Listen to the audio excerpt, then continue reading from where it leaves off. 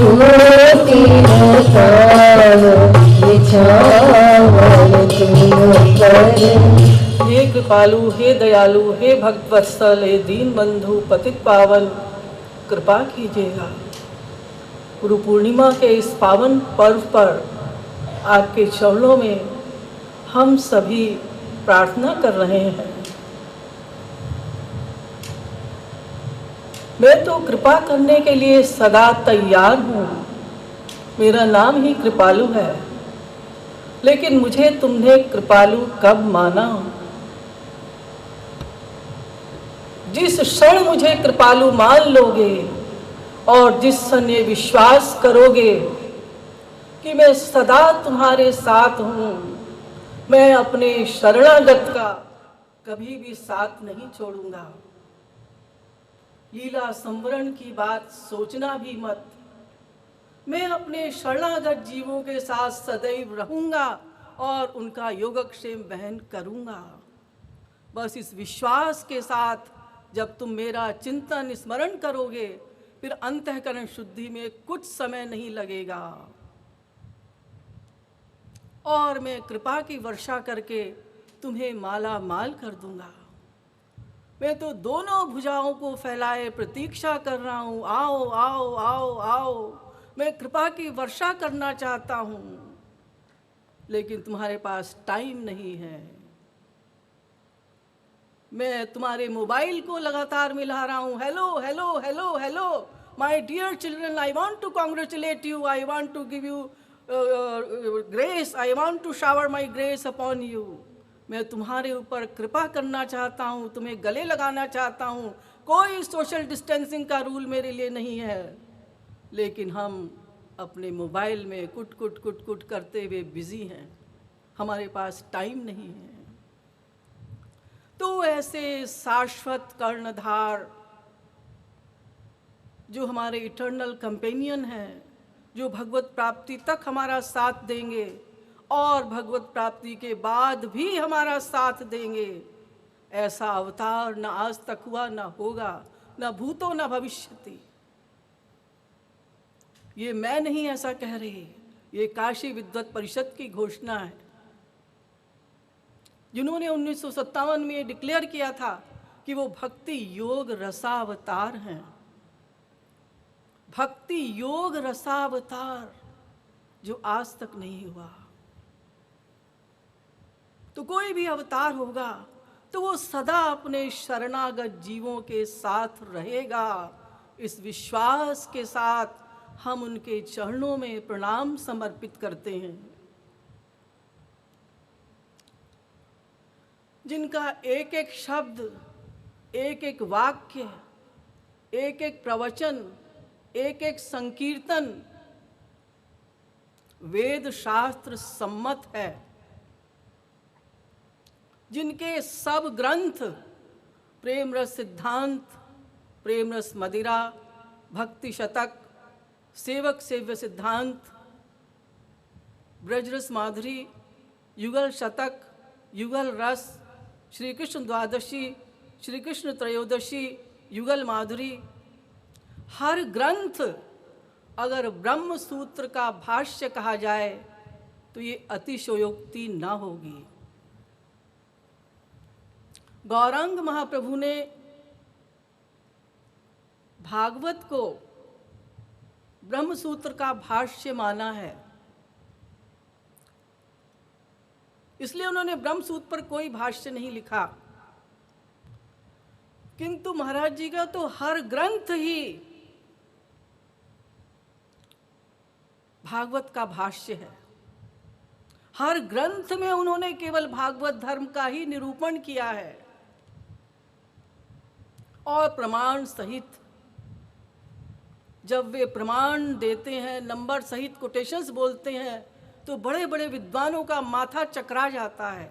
आज भी टीवी पर उनके प्रवचन सुनकर भाव विभोर होकर अश्रु प्रवाहित करते हैं। हे गुरुवर, आपकी शरण हमें मिल जाए। वो दिन कब आएगा जब हम आपके साक्षात दर्शन करेंगे? तो वो कोटेशन जब महाराज जी बोलते हैं तो सभी भारत का विद्वत समाज एक स्वर से बोलता है कि ये साधारण व्यक्तित्व है ही नहीं। एक अलौकिक प्रतिभा संपन्न महापुरुष तो बहुत छोटा शब्द है उनके लिए। अनंत महापुरुषों की करुणा एक जगह घनीभूत हो गई। अनंत महापुरुषों का ज्ञान एक समग्र एक शरीर में जैसे व्याप्त हो गया। हर किसी महापुरुष की एक न एक अलौकिक प्रतिभा रहती है, एक में वो एक्सपर्टाइज होता है। लेकिन हमारे श्री महाराज जी वेद, शास्त्र, पुराण, भागवत, गीता, रामायण, तीनों प्रस्थान, न्याय प्रस्थान, श्रुति प्रस्थान, तीनों प्रस्थान, उनके प्रमाण स्वरूप जब वे नंबर बोलते हैं तो ऐसा लगता है कि समस्त शास्त्र वेद उनके सामने मूर्तिमान होकर खड़े हुए हैं। वे कंप्यूटर से भी तेज बोलते हैं, कंप्यूटर को भी प्रेस करना पड़ता है, दबाना पड़ता है। ऐसे श्रीमद पद वाक्य प्रमाण पारावारीण जगत गुरुत्तम गुरुवर के चरणों में कोटि कोटि प्रणाम। जिन्होंने धर्म के नाम पर व्याप्त पाखंड, धर्मांधता, अंधविश्वास का निर्भीकता से खंडन किया, किस अनुराग और दृढ़ता के साथ उन्होंने श्रोताओं की मनोभूमि पर वेद मार्ग की प्रतिष्ठा की, संपूर्ण विश्व चिरकाल तक उनका आभारी रहेगा। स्वयं संप्रदायवाद से दूर रहकर गुरु शिष्य परंपरा यानी कान फूकना, चेला बनाना इत्यादि, इससे दूर रहकर उन्होंने वेद मार्ग की प्रतिष्ठापना की, अपना कोई नया धर्म नहीं चलाया। ऐसे वेद मार्ग प्रतिष्ठापनाचार्य को कोटि कोटि प्रणाम।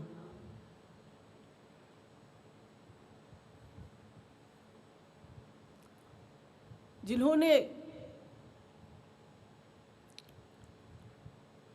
भगवत बहिर्मुख जीवों को, जो संसार में आसक्त थे, घोर से घोर आसक्त संसारी जीवों को भी, जिनका ये विश्वास था कि संसार में ही सुख है, उनको अनेक प्रकार के उपाय अपनाकर उनकी बुद्धि में ये विश्वास भरा कि सत संप्रदाय अपनाओ, केवल भगवान से प्यार करो, रसो वही सह रसगम ये वायम लब्ध्वानंदी भवती तमेव विदित्ताति मृत्युमेति नान्य पंथा विद्यते यनाय। इस वेद वाणी का आधार बनाकर उन्होंने जो घोर आसक्त संसारी लोग थे, जिनको ये पता ही नहीं कि भगवान क्या है या भगवान में सुख है, भगवान में आनंद है, ऐसे वेद मार्ग प्रतिष्ठापनाचार्य सत संप्रदाय परम आचार्य को कोटि कोटि प्रणाम। जिन्होंने समस्त शास्त्रों वेदों के विरोधाभासी सिद्धांतों का समन्वय किया, और इतना सुंदर समन्वय किया कि एक कॉमन मैन भी समझ जाए कि हमें क्या करना है। जो विरोधाभास आज है, उस विरोधाभास को दूर किया, उसका समन्वय किया। द्वैतवादी, अद्वैतवादी, विशिष्टाद्वैतवादी, द्वैताद्वैतवादी, अचिंत्य भेदावाद, कितने वादों का उन्होंने समन्वय किया और आज के युग के अनुरूप भक्ति प्राधान्य सिद्धांत प्रस्तुत किया।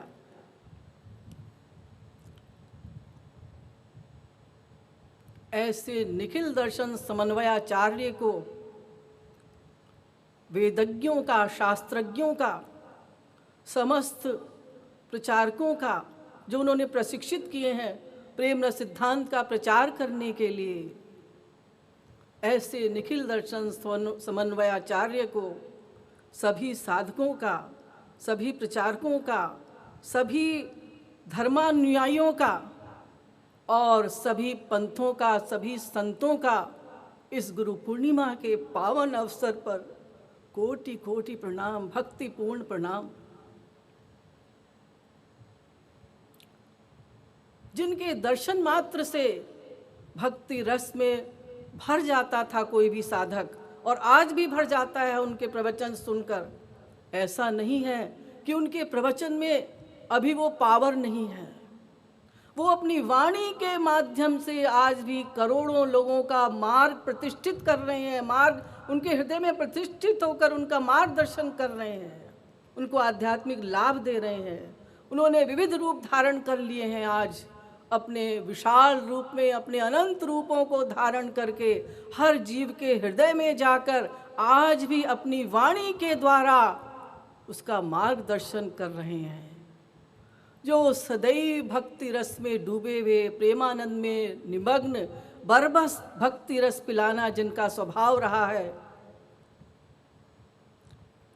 जिन्होंने अधिकारी अनधिकारी सबके ऊपर ब्रज रस की वर्षा की है, हम जैसे पत्थर हृदयों में भी ब्रज रस का संचार किया है, ऐसे भक्ति योग रसावतार को हम सबका भक्ति धाम के भक्ति भवन में, जो उनकी जन्मस्थली है, एक महातीर्थ है, एक पावन भूमि है, मंगलकारिणी भूमि है, प्रेम प्रदायिनी भूमि है, इस भूमि के भक्ति भवन में बैठकर जहाँ भक्ति रस की अनवरत वर्षा होती रहती है, वे भक्ति रस सागर कृपालु गुरुवर आज भी भक्ति रस प्रवाहित करते आ रहे हैं और कर रहे हैं। ये तो यहाँ बैठे साधकों का अनुभव है कि वो किस प्रकार से भक्ति रस में गोते लगाते रहते हैं और किस प्रकार से उनकी प्रतीति होती है। तो ऐसे भक्ति योग रसावतार को हम सबका बारंबार प्रणाम। कोई उनके ऋण से कैसे उऋण हो सकता है। नारद जी ने नारद भक्ति सूत्र में लिखा, मुख्य तस्तु महत् कृपयैव भगवत कृपा लेशाद्वा। अपने सूत्र में उन्होंने 38, 39, 40, 41 में ये गुरु तत्व का निरूपण किया है कि गुरु की कृपा के बिना ना भक्ति मिलेगी, ना ज्ञान मिलेगा, ना भगवान मिलेंगे। लेकिन ये महत् संगस्तु दुर्लभो मोगो गम्यश्च। अगले सूत्र में उन्होंने लिखा, लेकिन ये वास्तविक महापुरुष का मिल जाना अत्यधिक दुर्लभ है। दुर्लभ ही नहीं, अत्यधिक दुर्लभ है। फिर अगले सूत्र में उन्होंने लिखा, लभते भी कृपयैव, किंतु जिसके ऊपर भगवत कृपा हो जाती है उसको वास्तविक गुरु मिल जाता है। तो हमारे लिए तो वो जिनके सानिध्य में, जिनके मार्गदर्शन में हम साधना कर रहे हैं, वो गुरु भी नहीं जगत गुरु, जगत गुरु भी नहीं, जगत गुरु उत्तम। और जगत गुरु उत्तम भी क्या, भगवान अकारण करुण हैं। वो विभिन्न रूप धारण कर कर विभिन्न अवतार लेते हैं जीवों के कल्याण के लिए। लेकिन कभी किसी युग में ऐसा होता है कि वो स्वयं गुरु रूप धारण करके जीवों का मार्गदर्शन करने के लिए आते हैं। फिर इसलिए नारद जी ने लिखा, तस्मिन् तज्जने भेदा भावात्, भगवान और गुरु में भेद नहीं मानना, दोनों एक ही हैं। भागवत में भी जब युधिष्ठिर जी के साथ नारद जी का वार्तालाप हुआ, नारद जी ने उन्हें भागवत धर्म के विषय में बताया, तो उन्होंने कहा, रजस्तमश्च सत्वेन सत्वं चोपशमेन च एतत् सर्वं गुरौ भक्त्या पुरुषो यंजसा जयेत। तीनों गुणों के अधीन है हम। सत्व गुण के द्वारा रजोगुण और तमोगुण को जीता जा सकता है, लेकिन कोई भी योगी ऋषि मुनि तीनों गुणों पर विजय प्राप्त नहीं कर सकता, सत्व गुण पर विजय प्राप्त नहीं कर सकता। लेकिन एतत् सर्वम गुरु भक्त्या, केवल गुरु भक्ति के द्वारा भगवान की भक्ति भी करने की आवश्यकता नहीं। यद्यपि दोनों एक ही हैं, लेकिन उन्होंने कहा गुरु भक्ति के द्वारा वो तीनों गुणों से परे चला जाएगा, माया निवृत्ति हो जाएगी। ये युधिष्ठिर जी का ही संवाद है जो हम प्रार्थना में बोलते हैं। युधिष्ठिर जी को बताया है नारद जी ने, यस्य साक्षात् भगवती ज्ञानदीप प्रदे गुरौ मर्त्या सद्धि श्रुतं तस्य सर्वं कुंजर शौचवत् एष वै भगवान साक्षात् प्रधान पुरुषेश्वरः योगेश्वरै विभिज्ञांगी। ये जो हम बोलते हैं रोज, इसका क्या अर्थ है? वो साक्षात भगवान है, ज्ञान प्रदान करने वाला भगवान है, जो हमारे अज्ञान के अंधकार को दूर करता है।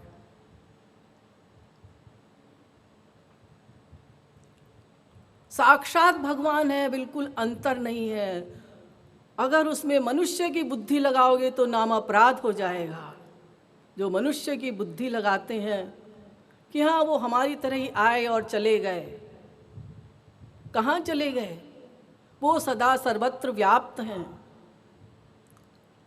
जैसे अमेरिका इंग्लैंड में जो लोग बैठे हुए हैं, वो महाराज जी का, जब महाराज जी प्रकट लीलाएं जब महाराज जी ने की हैं, जब महाराज जी प्रत्यक्ष रूप से थे, तब वो अमेरिका इंग्लैंड में बैठकर क्या करते थे? श्री महाराज जी का रूप ध्यान ही करते थे। तो उनके लिए क्या इम्पॉसिबल है? आज भी गोलोक धाम से उनका रिमोट चल रहा है और हम लोगों का योगक्षेम वहन कर रहे हैं।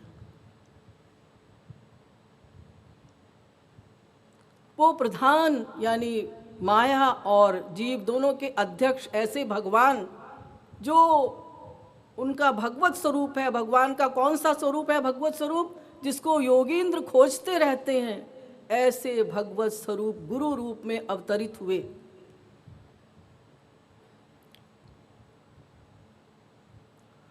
और प्रार्थना में समझ लीजिएगा, जो हम रोज बोलते हैं प्रार्थना, लेकिन हमने उस विषय पर कभी विचार नहीं किया, कभी सोचा नहीं कि किस प्रकार से महाराज जी ने हमारे ऊपर कृपा करके ये सिद्धांत हमारी बुद्धि में भरा है। आचार्यं मां विजानीयान् नावमन्येत कर्हिचित् न मर्त्य बुद्ध्या सूयेत सर्वदेव मयो गुरु। सब बोलते हैं, हम सब बोलते हैं, लेकिन आज तक हमने ये विश्वास नहीं किया कि आचार्य को मेरा ही स्वरूप मानो। इसीलिए प्रश्न उठता है कि क्या आज भी महाराज जी को गुरु मान सकते हैं? ये अज्ञानी लोग ही ऐसा प्रश्न कर सकते हैं। जो तत्व ज्ञान उन्होंने दिया है, वो तत्व ज्ञान आज हमारे साथ है। और ऐसा तत्व ज्ञान उन्होंने दिया है कि हजारों वर्षों तक हम सुनते रहेंगे, पढ़ते रहेंगे, तो भी समाप्त नहीं होगा। जैसे वेद लुप्त हो गए, ऐसे बहुत सारा मैटर तो महाराज जी का अवेलेबल अभी नहीं है, लेकिन जो अवेलेबल है वो भी मैं चैलेंज करती हूँ, कोई भी सत्संगी बताए कि उसने सारा महाराज जी का पढ़ लिया, सुन लिया, समझ लिया। अंबार है, इस प्रकार से उन्होंने प्रकट किया है तत्व ज्ञान के लिए कि ऐसे नहीं तो ऐसे समझ में आ जाएगा, ऐसे नहीं तो ऐसे समझ में आ जाएगा, ऐसे नहीं तो ऐसे समझ में आ जाएगा। कितने प्रकार से तत्व ज्ञान हमारी बुद्धि में भरने का प्रयास किया है। भूर्ज तरु सम संत कृपाला परहित सहनित विपति विशाला। भोजपत्र के समान उन्होंने अपना सर्वस्व समर्पित कर दिया। भोज का पत्र छाल का बना होता है, छाल अगर उतारते चले जाओ तो पेड़ समाप्त हो जाता है। इसी प्रकार उन्होंने हमारी सेवा की है। सेवक सेवे सिद्धांत को बदल दिया उन्होंने, वो सेवक बन गए और हमें स्वामी बना दिया। अपने आप उबला उबला खाया और हमें 56 व्यंजन खिलाया, ऐसे स्वामी है वो हमारे। 6 प्रकार के लोग होते हैं जो अपना अनिष्ट करते हैं और दूसरे का भी अनिष्ट करते हैं। दूसरे वो होते हैं जो अपने इष्ट के लिए दूसरे का अनिष्ट करते हैं। यानी अपनी भी हानि, दूसरे की भी हानि करते हैं। हमारा काम होना चाहिए भले ही उसकी हानि हो जाए, और हमारी भी हानि भले ही हो जाए, लेकिन करना है इसके लिए ये काम। वो पहली प्रकार के लोग। फिर दूसरी प्रकार के, भाई हमारा काम हो जाए, इसकी भले ही हानि हो जाए। तीसरी प्रकार के लोग, अपना भी इष्ट दूसरे का भी इष्ट, यानी हमारी भी भलाई हो जाए उसकी भी भलाई हो जाए, 50-50% व्यापार। एक इस प्रकार के होते हैं कि अपना इष्ट करके दूसरे का अनिष्ट नहीं करते। और पांचवी प्रकार के लोग ऐसे होते हैं जो केवल दूसरे का ही इष्ट करते हैं। छठी प्रकार के लोग ऐसे होते हैं जो अपना अनिष्ट करके दूसरे का इष्ट करते हैं। अपनी हानि करके वो जीव कल्याण करते हैं, अपनी हानि करके वो हमारी सेवा करते हैं। अपने सुख का परित्याग करके, अपने प्रेमानंद को छोड़कर उस असीम अचिंत्य अपरुषेय दिव्य आनंद में जो नित्य मग्न रहते हैं, जो सदा श्यामा शाम की लीलाओं का रस लेते रहते हैं, अथवा स्वयं ही रस हैं, वो रस और रसिक दोनों ही हैं। महाराज जी का जिनको सानिध्य प्राप्त हुआ है वो सब अच्छी प्रकार से समझ सकते हैं महाराज जी के स्वरूप को, कि जब भी उन्होंने कोई रचना बनाई तो किस प्रकार से उनको अनुभूति होती होगी, वो वास्तविक रसिक ही समझ सकता है कि जैसे स्वयं ही वो उसका रस ले रहे हैं, उसका आनंद ले रहे हैं। हम लोग तो पत्थर की तरह केवल सुनते रहते थे, फिर भी नित्य नवायमान नवायमान नवायमान संकीर्तन बनाकर श्री महाराज जी ने भगवान के स्वरूप को प्रतिक्षण वर्धमानम, इस स्वरूप को उन्होंने हमें बताने का प्रयास किया कि देखो नाम में नामी बैठा हुआ है, तो नामी भी नित्य नवायमान रस देगा। तो श्री महाराज जी ने अपना अनिष्ट करके, अपनी हानि करके, अपना सर्वस्व लुटाकर, अपना रोम रोम जीव कल्याण के लिए समर्पित करके उन्होंने विश्व को इतना अधिक खजाना दिया है कि संपूर्ण विश्व चिरकाल तक उनका ऋणी रहेगा। भारत ही नहीं, संपूर्ण विश्व चिरकाल तक उनका ऋणी रहेगा। जिस दृढ़ता के साथ, जिस अनुराग के साथ उन्होंने श्रोताओं की मनुभूमि पर वेदमार्ग की प्रतिष्ठा की है, जिस कुशलता के साथ उन्होंने सभी विरोधाभासी सिद्धांतों का समन्वय किया है, और जिस सरलता, सरसता और सुंदर रूप में उन्होंने उपनिषदों का, वेदों का, सबका सार प्रस्तुत किया है, वो कोई नहीं कर सकता। वो धर्म के प्रवर्तक हैं, भक्ति के आचार्य हैं। अगर कोई सो रहा है आप लोगों में से और कोई जगा देता है उसको, तो कितना गुस्सा आता है। आराम से सो रहे थे, देखो मम्मी ने जगा दिया, डैडी ने जगा दिया। वो नींद का सुख त्याग भी उसको कितना फील होता है। और महाराज जी सोचिएगा, जो अनंत असीम आनंद ही जिनका स्वरूप है, वो अपने उस असीम आनंद को छोड़कर हम गंदे गंदे जीवों की ओर देखें, मुस्कुराएं, बात करें, अपने उस आनंद को छोड़कर किताबें लिखें, लेक्चर दें, गंदे गंदे एग्जाम्पल देकर किस प्रकार से हमारी बुद्धि में, सांसारिक वातावरण में रहते हुए भी उन्होंने दैनिक जीवन के क्रियात्मक एग्जाम्पल देकर उस सत संप्रदाय को हमारी बुद्धि में भरा है कि भगवान में ही सुख है, भगवान में ही सुख है। तुलसीदास जी ने जैसे एग्जाम्पल दिया, काम ही नारी प्यारी जिमी, लोभ ही प्रिय जिमी दाम, तिमी रघुनाथ निरंतर, प्रिय लागहु मोहि राम। ये सब गंदे गंदे एग्जाम्पल देकर महाराज जी ने, संसार के एग्जाम्पल देकर, गधे घोड़े कुत्ते बिल्ली के भी एग्जाम्पल देकर, एक विवाहित स्त्री पुरुष का एग्जाम्पल देकर, बच्चे का एग्जाम्पल देकर, कितने एग्जाम्पल्स महाराज जी ने इस प्रकार से दिए हैं जो हम दैनिक क्रियात्मक अनुभवों का मिश्रण करके, हास्यात्मक ढंग से, विनोदात्मक ढंग से, जो इतने गूढ़ सिद्धांत हैं, तो अपना अनिष्ट करके उन्होंने हमारा इष्ट किया। ऐसे परम कृपालु, परम दयालु के विषय में क्या कहा जा सकता है? कौन बोल सकता है? कौन बता सकता है? अकथनीय है उनकी कथा, अवर्णनीय है उनकी पुण्य गाथा। उनका चरित्र अलौकिक है, जो हमारे कानों के लिए मधुर रसायन है। हम संसार में भटक रहे हैं, लेकिन अगर उनकी लीलाओं का, उनके गुणों का हम चिंतन स्मरण करते रहें, उनके चलने का, उनके बोलने का, उनके हंसने का, उनकी रूप माधुरी का हम पान करते रहें, तो एक न एक दिन अवश्य माया को जीत लेंगे। श्रवण, कर्म में भी श्रवण पहली भक्ति है, मतलब पहला स्टेप है, ज्ञान में भी पहला है, और भक्ति में भी श्रवण पहला स्टेप है।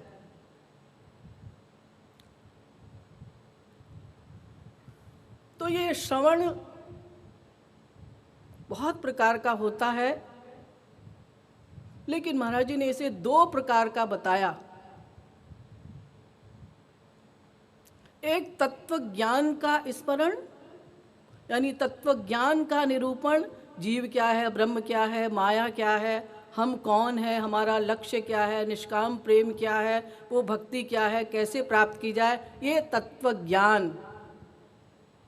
और दूसरा, सतां प्रसंगान मम वीर संविदो भवन्ति हृत्कर्णरसायनाः कथाः तज्जोषणादाश्वपवर्गवर्त्मनि श्रद्धा रतिर्भक्तिरनुक्रमिष्यति।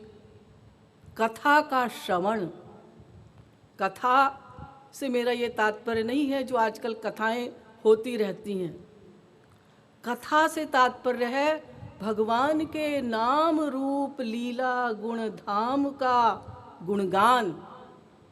तो एक तो हुआ तत्वज्ञान, और एक किसी रसिक के द्वारा अगर वो सुनने के लिए मिल जाए भगवान की लीलाओं का, भगवान के गुणों का, भगवान के नाम का, भगवान के धाम का, वो अगर सुनने के लिए मिल जाए तो वो एक रसायन की तरह है।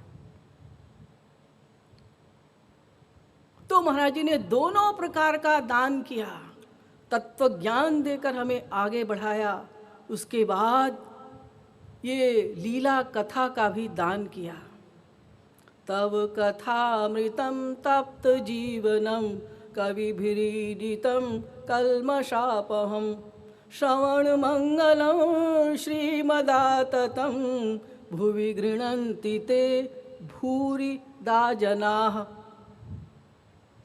भागवत में लिखा है, गोपी गीत में, कि आपकी लीलाओं का, आपके गुणों का, आपकी कथा का, आपके स्मरण करने से, उनका गुणगान करने से, श्रवण मंगलम, वो मंगलकारी है।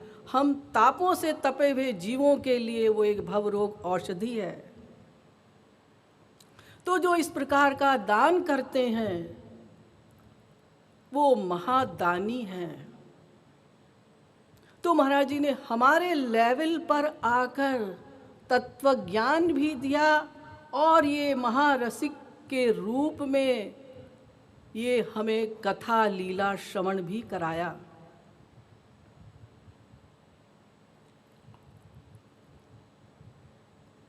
नारद जी ने अपने नारद भक्ति सूत्र में वर्णन किया है कि पहले वेदव्यास ने बताया कि भक्ति का लक्षण क्या है। पूजा दिश्य अनुराग, पूजा में अनुराग, यानी हाथ से चंदन लगाया, अक्षत लगाया, ये सब लगाया, ये सब पूजा कहलाएगी। जो नवधा भक्ति है, नवधा भक्ति में से उन्होंने अर्चना या पूजा ले ली। यद्यपि नवधा भक्ति श्री महाराज जी ने भी बताया है। फिर उसके बाद गर्गाचार्य आए, गर्गाचार्य ने कहा नहीं नहीं, कथा अनुराग, कथा में अनुराग हो, यानी भगवान की लीला, उनके गुण, उनका स्मरण और उनका गुणगान, क्योंकि वो तो कर्मेंद्रिय का विषय है जो हाथ से आप पूजा इत्यादि कर रहे हैं। श्रवणम कीर्तनम विष्णु अर्चनम पाद सेवनम स्मरणम वंदनम दास्यम सख्यमात्म निवेदनम, ये नवधा भक्ति महाराज जी ने भी बताई है। फिर उसमें से शॉर्टकट कर दिया कि भाई हर कोई शॉर्टकट चाहता है, तो फिर वो श्रवण कीर्तन स्मरण 3 प्रकार की भक्ति कर दी, लेकिन श्रवण तो उसमें भी है। तो उन्होंने कहा कथादिश्य अनुराग, कथा में अनुराग होना, ये भक्ति का लक्षण है। फिर शांडिल्य मुनि आए। शांडिल्य मुनि ने कहा, भाई आत्मरत्य विरोधेन, यानी कई बार बाहरी चमक धमक से हम लोग अट्रैक्ट हो जाते हैं।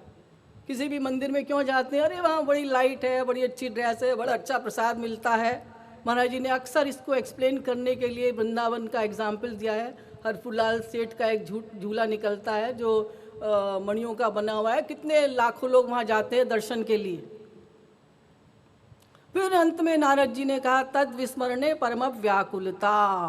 महाराज जी ने ये सारे एक साथ मिला दिए, क्योंकि उनका काम ये समन्वयाचार्य है।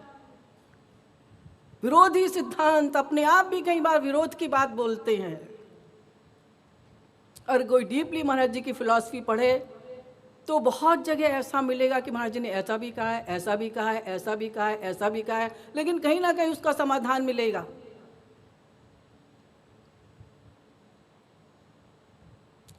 तो वो तत्व ज्ञान परम आवश्यक है, वो हमें सुनना पड़ेगा। जब तक हमारा ये दृढ़ निश्चय ना हो जाएगा कि हम भगवान के दास हैं, उनकी सेवा करना हमारा लक्ष्य है, जीवे स्वरूप है कृष्ण नित्य दास, और समर्था रति से हमें प्यार करना है, रागानुगा भक्ति का मार्ग अपनाना है।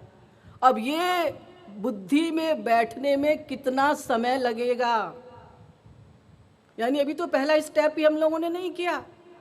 महाराज जी ने तो अपना काम कर दिया और वो भविष्य की योजनाएं बनाकर ये सब तत्व ज्ञान हमारे साथ छोड़ कर गए हैं कि सुनते रहो, सुनते रहो, सुनते रहो, सुनते रहो, आवृत्ति रसकृत उपदेशात, बार बार सुनो, बार बार सुनो, बार बार सुनो। जब तक बुद्धि में ये नहीं बैठ जाएगा कि हम उनके दास हैं और उनकी सेवा हमें करना है और समर्था रति से हमें उनसे प्यार करना है, निष्काम प्यार करना है, ये हम लोगों में से किसकी बुद्धि में 100% बैठा हुआ है।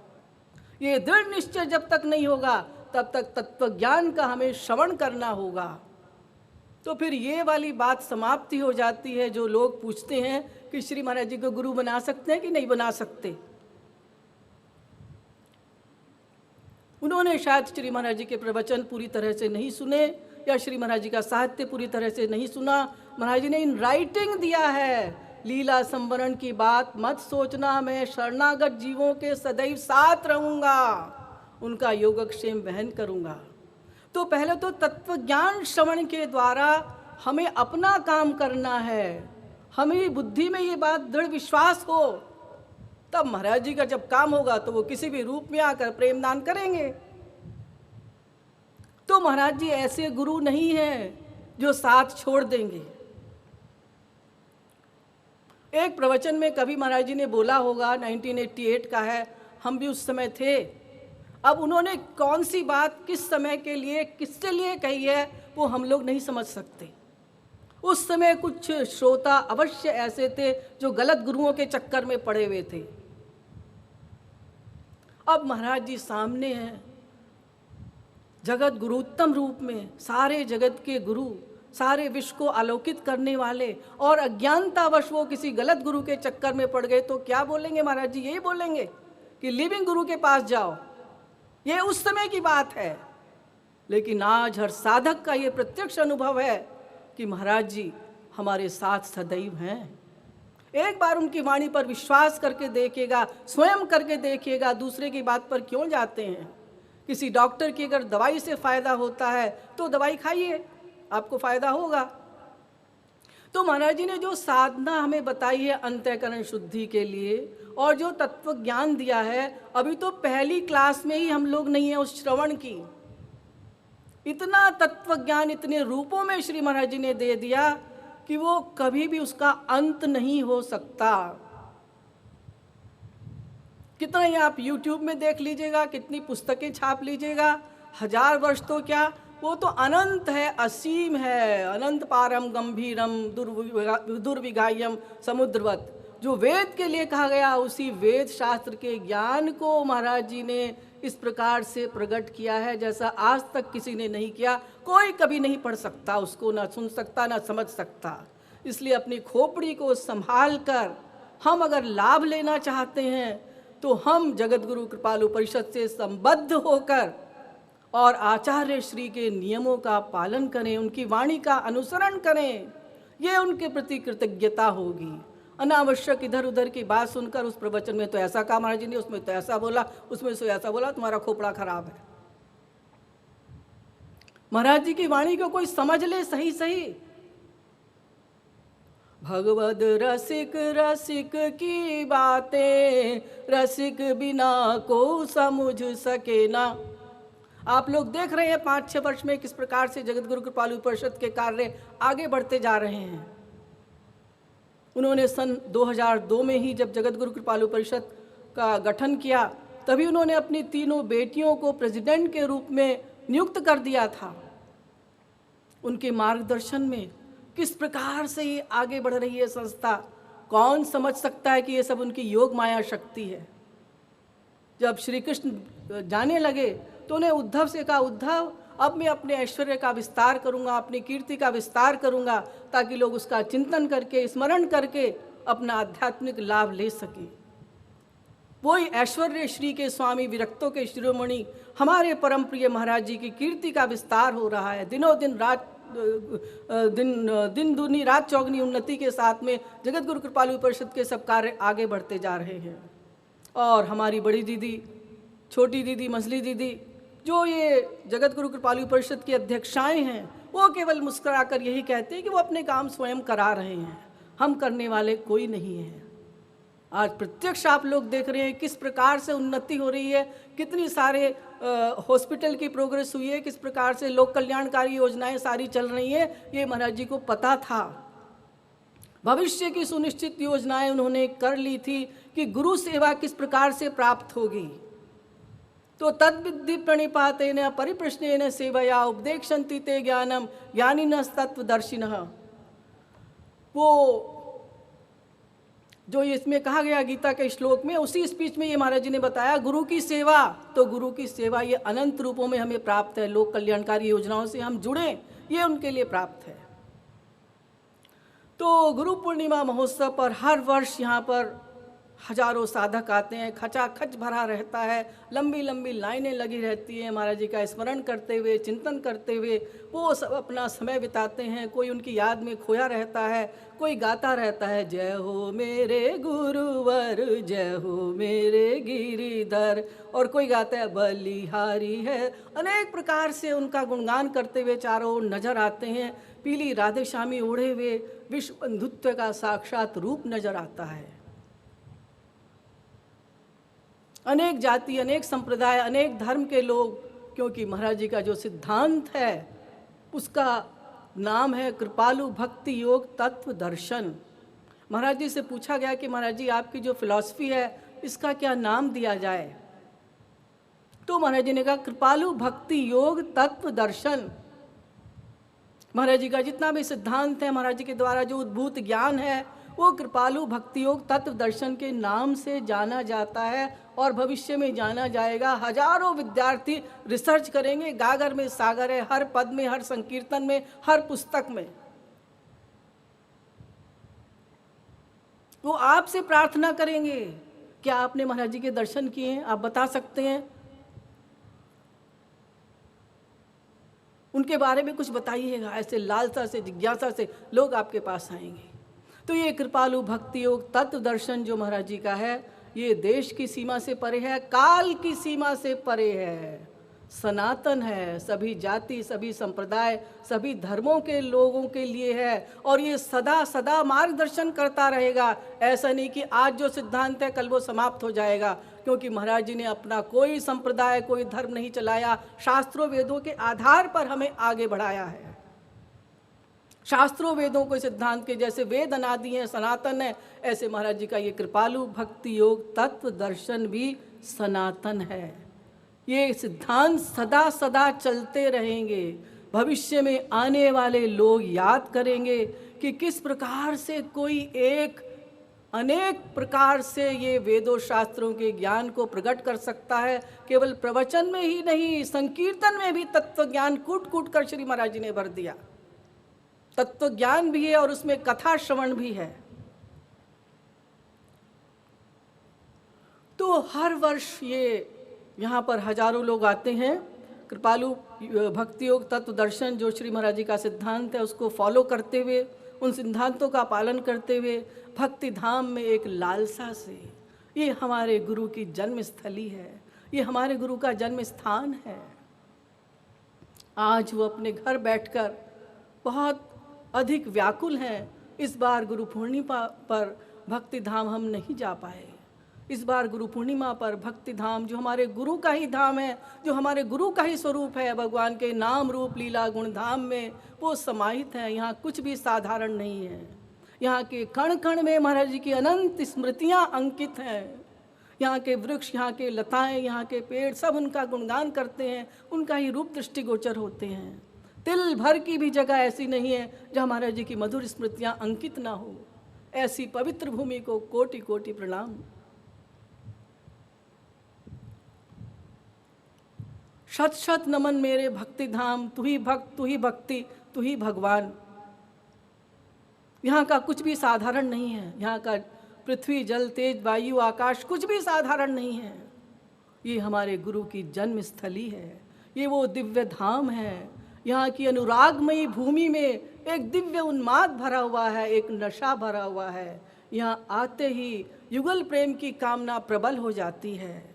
नास्तिक भी अगर आता है, दुर्भावना से भी कोई आता है, तो भी वो श्री कृष्ण प्रेम से भर जाता है। ऐसी अनुरागमयी ये भूमि है हमारा भक्ति धाम।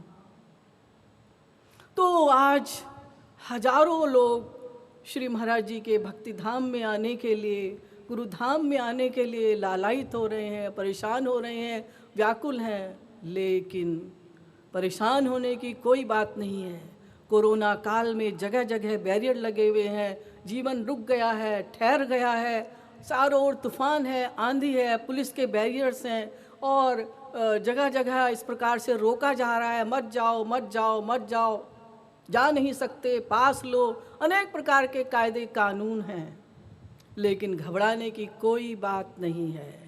जगत गुरु कृपालु परिषद की टीम्स लगातार लगी हुई हैं आपको यहाँ बुलाने के लिए। यहाँ सब कुछ खुला हुआ है, कोई सोशल डिस्टेंसिंग नहीं है, कोई कुछ नहीं है, कोई लॉकडाउन नहीं है। लेकिन कनेक्ट कीजिएगा जल्दी से अपने आप को, बस आप भक्ति धाम पहुँच जाएंगे। यही तो महाराज जी का सिद्धांत है। फ्लाइट ले लीजिएगा जल्दी से। एयरलाइन केवल एक है, रूप ध्यान। रूप ध्यान की एयरलाइन ले लीजिएगा, सबको टिकट मिल जाएगा, नो प्रॉब्लम एट ऑल, सब उसका टिकट ले सकते हैं। तो कनेक्ट कीजिएगा अपने आप को, नाम रूप लीला गुणधाम जन सब में सबका निवास है। इसमें से कोई भी नेटवर्क ले लीजिएगा। लेकिन मेन नेटवर्क जो महाराज जी ने बताया है वो है मन मन मन।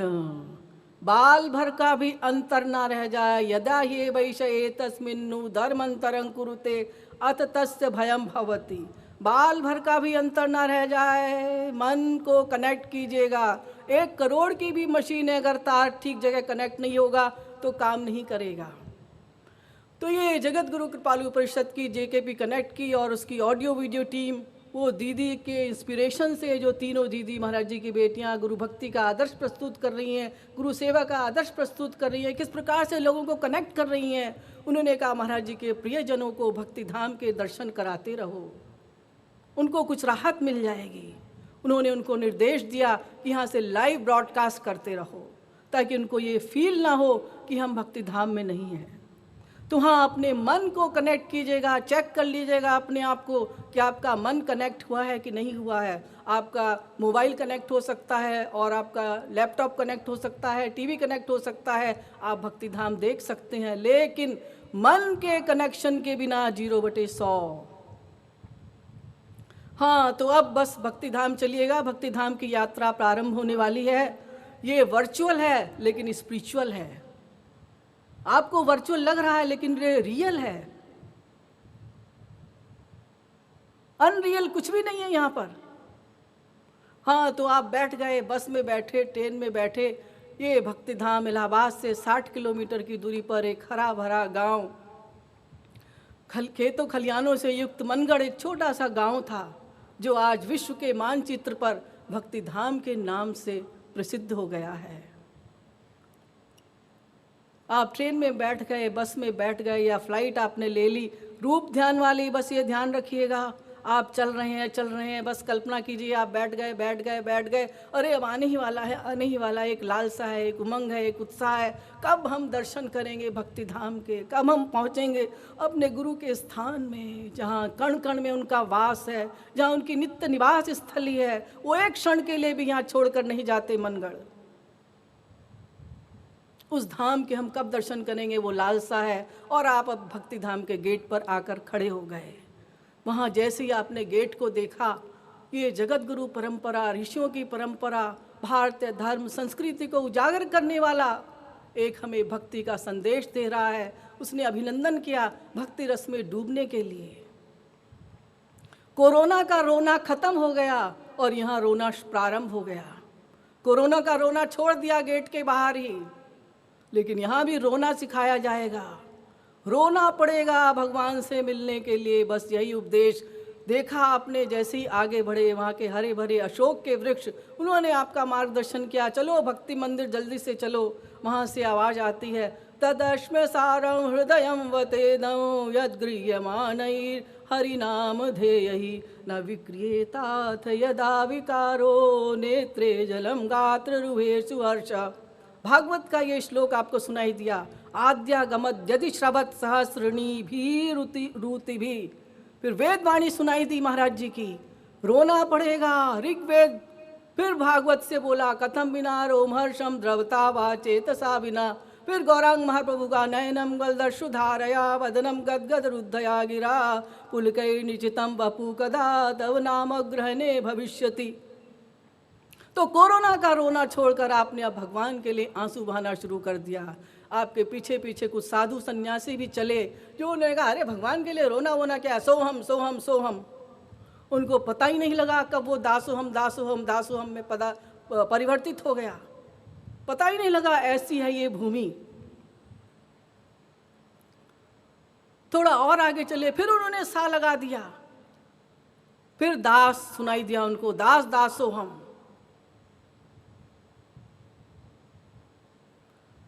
तो भक्ति मंदिर आ गए, बस आ चुके अब आप भक्ति मंदिर। भक्ति मंदिर देखकर आंखें खुली की खुली रह गई। कृपालुम वंदे जगत गुरुम, क्या अद्वितीय स्मारक है। हमारे महाराज श्री की कीर्ति को अक्षुण्ण बनाए रखने के लिए भविष्य में आने वाले लोगों का कितना लाभ होगा, उनका चिंतन करके, स्मरण करके। उधर कृष्णम वंदे जगत गुरुम है और इधर कृपालुम वंदे जगत गुरुम, हरि और गुरु दोनों। एक राधा कृष्ण को समर्पित है, एक इधर गुरु को समर्पित है, जो हमारे तीनों दीदी के अथक प्रयास से इस प्रकार से बना है। विश्वास नहीं हुआ कि ये किस प्रकार से 5-6 वर्ष में इतना अद्वितीय स्मारक बन गया। अनिर्वचनीयम प्रेम स्वरूपम, लेकिन ये भी अनिर्वचनीय ही है। हर पत्थर इसका सजीव है, हर पत्थर में रस भरा हुआ है, हर पत्थर ये बोल रहा है, श्रीमद सद्गुरु सरकार की जय, श्रीमद सद्गुरु सरकार की जय, भक्ति योग रसावतार की जय, जगत गुरु उत्तम की जय। हर पत्थर ये उनकी पुण्य गाथा गा रहा है। ऐसा है वो कृपालुम वंदे जगत गुरु। जल्दी से आप सीढ़ियों पर चढ़े। सीढ़ियों पर महाराज जी की अनंत स्मृतियाँ आपको याद आ गई, किस प्रकार से शृंगेरपुर का जल भर कर आए थे। और फिर 18 नवंबर प्रातः 4 बजे मुहूर्त में महाराज जी सिंहासन पर आसीन हो गए। उन्होंने कृपालु भक्ति योग तत्व दर्शन अपना, उसका सार स्वरूप एक प्रवचन दिया, जिससे सबको उन्होंने भक्ति रस में विभोर कर दिया। आज भक्ति मंदिर के उद्घाटन के लिए वो सभी को मालामाल करना चाहते हैं। अपनी विकार नाशिनी करुणाकारिणी दृष्टि से सबको निहार रहे हैं वो कृपालु वो दयालु। अंदर गए, आपने देखा क्या गौर श्याम का सुंदर वहाँ पर स्वरूप स्थापित है। लगता है कि ये बिल्कुल सजीव हैं। और क्यों न हो, गौर गागरी श्याम रस, श्याम गागरी गौर गागरी हूँ रस की बनी, अस दो रस सिर मोर। वो आपको याद आया कि महाराज जी का स्वरूप पहले था ये, लेकिन लोक मर्यादा के कारण उन्होंने अपना स्वरूप बाहर निकाल दिया और वास्तव में तो अपने असली स्वरूप को प्रतिष्ठापित कर दिया। युगल रूप दिखराओ गुरुवर, कोटिन प्राण निछावर तुम पर, श्री कृष्ण श्री राधा रानी की भक्ति करते हैं, श्री राधा श्री कृष्ण की भक्ति करते हैं, और हम दोनों की भक्ति करते हैं क्योंकि हमारे गुरुवर के अंदर दोनों समाहित हैं।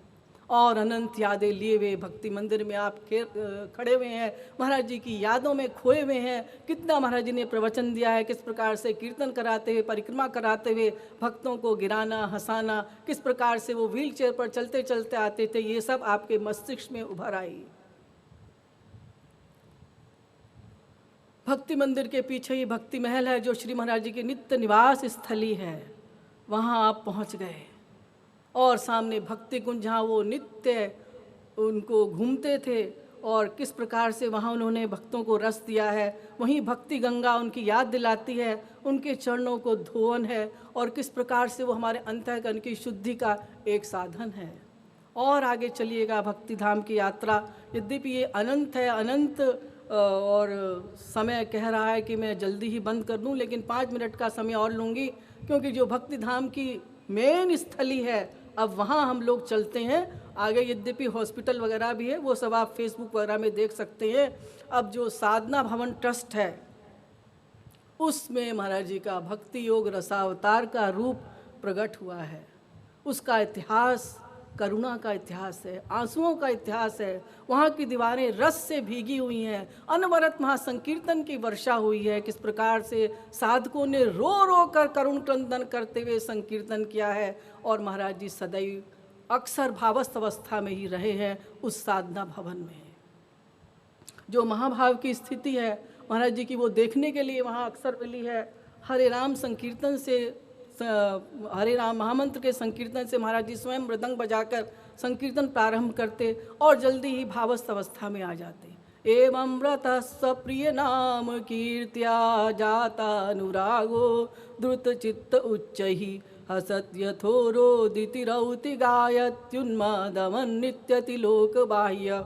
ये स्थिति महाराज जी की रहती थी। कोई भी संकीर्तन करा रहे हैं, बहुत सारे पद आप लोगों को याद होंगे जो आप इसमें वीडियो में भी देखते हैं। वृंदावन बरसे युगल रस, कभी उन्होंने ये गाया है, कभी धूरी भरे हरियावत धूसरी श्याम प्रेम रसमाती अखियाँ, ओह दिन का। बहुत सारे पद हैं जो संकीर्तन के महाराज जी ने वहाँ गाए हैं और उन लीलाओं को प्रकट किया है, केवल गाया ही नहीं है।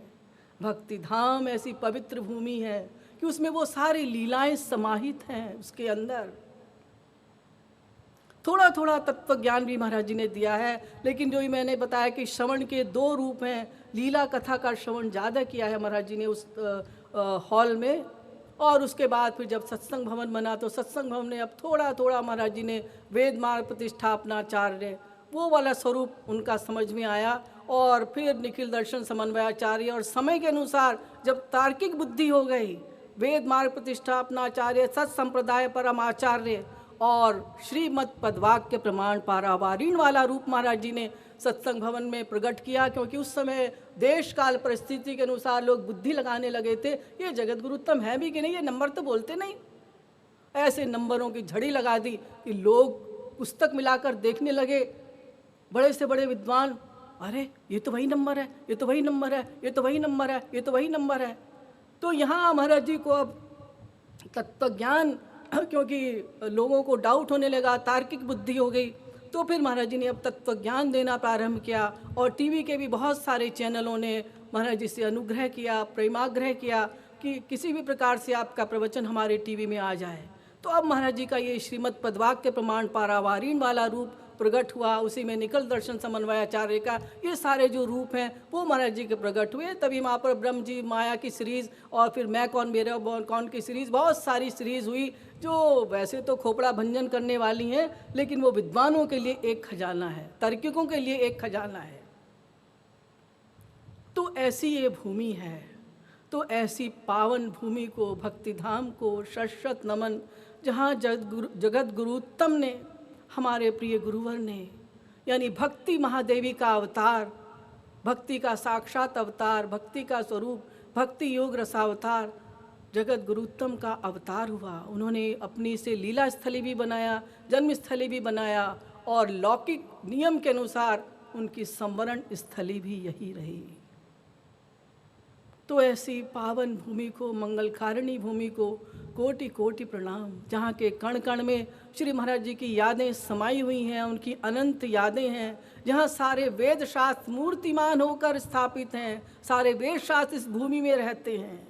समस्त तीर्थों का महातीर्थ है ये। तत्रैव गंगा यमुना च वेणी गोदावरी सिंधु सरस्वती च। सारी नदियाँ वहाँ आ जाती हैं जहाँ श्री कृष्ण का गुणगान होता है, और यहाँ तो निरंतर गुणगान चलता रहता है। वो भी महारसिक की वाणी में, महाराज जी की वाणी में, जो दिव्य वाणी है, सांसारिक वाणी नहीं है। सारी दैवी शक्तियाँ यहाँ सानंद निवास करती हैं। इस भक्ति धाम में निवास करने से समस्त पाप अपने आप समाप्त हो जाते हैं। ऐसी ये पाप नाशिनी मंगलकारिणी पवित्र भूमि है। ऐसी भूमि को कोटि कोटि प्रणाम। यहाँ साकेत लोक और गोलोक दोनों का अपूर्व संगम है। भगवान राम की अयोध्या नगरी भी है। भगवान राम का भी स्वरूप स्थापित किया महाराज जी ने भक्ति मंदिर में, और श्यामा श्याम का भी रूप स्थापित है। तो दोनों धामों का ये अपूर्व संगम है।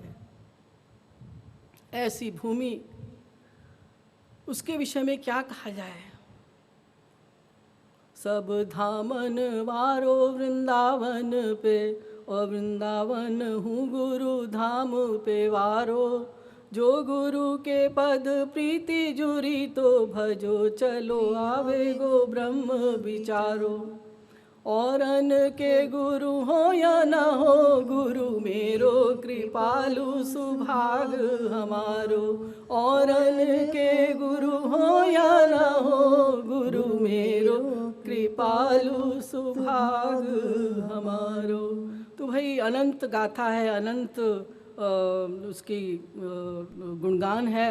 किसी भी प्रकार से कोई भी ये भक्ति धाम के विषय में कुछ नहीं बोल सकता। कोई कहीं भी कोई भी मंदिर बना ले, कहीं भी कुछ भी करे, लेकिन यहाँ का वातावरण, यहाँ का वायुमंडल बन गया है समस्त वेदों शास्त्रों की भाषा। यहाँ की जलवायु में राधे नाम है। यहाँ की तरंगें आपको हेल्प करेंगी। जो मंदिर किसी भी अवतार पुरुष के द्वारा स्थापित किए जाते हैं, उनका विशेष महत्व होता है। यद्यपि भगवान सर्वत्र समान रूप से व्याप्त हैं, लेकिन महाराज जी के द्वारा जो मंदिर बनाए गए हैं, भक्ति मंदिर, प्रेम मंदिर और कीर्ति मंदिर, वो अद्वितीय हैं। उनकी बराबरी कोई भी नहीं कर सकता, और जन्मस्थली ही रहेगी। लीला स्थली हो सकती है। महाराज जी जहाँ जहाँ गए हैं वो तीर्थ तो बन ही जाएगा, और बन ही गए हैं। जहाँ जहाँ महाराज जी हजारों जगह गए हैं, पूरे जीवन भर उन्होंने सुबह हो, शाम हो, दोपहर हो, विश्राम की चिंता की, मना आंधी हो, तूफान हो, बारिश हो, एक स्थान से दूसरे स्थान पर, गली गली में, घर घर में जाकर उन्होंने भगवान नाम का प्रचार किया है।